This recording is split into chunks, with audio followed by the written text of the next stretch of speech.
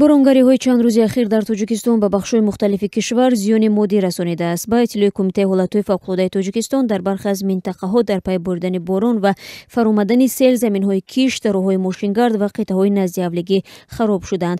Кумитаи ҳолатҳои фавқулодда гуфт, аз ҷумла дар диҳаи Рӯзи Обноки Панҷакен бар асари фаромадани сел 800 метр роҳ вайрон ва 2 гектар замини кишт хароб ва заминҳои назди 10 сокини диҳа зарар диданд. Манба мегӯяд, дар шоҳроҳи айни Панҷакен резиши санг 250 метр роҳро дар шаҳри Кони Бодом низ аз сел заминҳои шахсии сокинон хароб шуданд.